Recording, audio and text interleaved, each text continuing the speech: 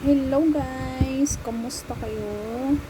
Dito sa amin ay medyo maambon-ambon, maulan. Sana naman hindi lumakas yung hangin. At ito, open pa rin kami hanggang ngayon. And then, yung asawa ko at saka yung kapartner niya, lagi ay nagkakatay ng manok. Ngayon po guys ay hindi pa naman siya harvest. Kumbaga may order lang kasi kami na kailangan naming i-deliver tomorrow, kaya nagkatay kami. Pero ang exact naming harvest ay sa October 2 pa, dun sa 5th batch namin.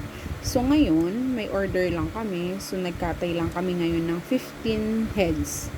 And then babawasan pa yun para sa birthday ng asawa ko bukas. So ngayon, exact namin na harvest ay October 2 since piyesta dito sa barangay namin, barangay 6.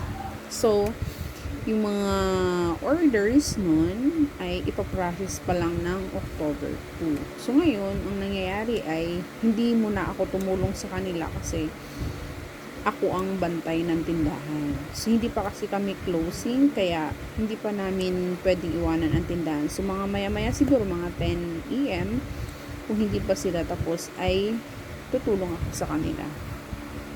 Kasi may operation pa rin kami dito sa tindahan at hindi pa kami sarado. Sayang din naman kasi bukas baka close kami maghapon hanggang gabi.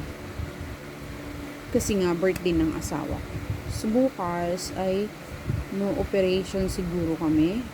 Mula umaga hanggang gabi na kasi nga magluluto pa kami. And then yun lang. Ingat and God bless.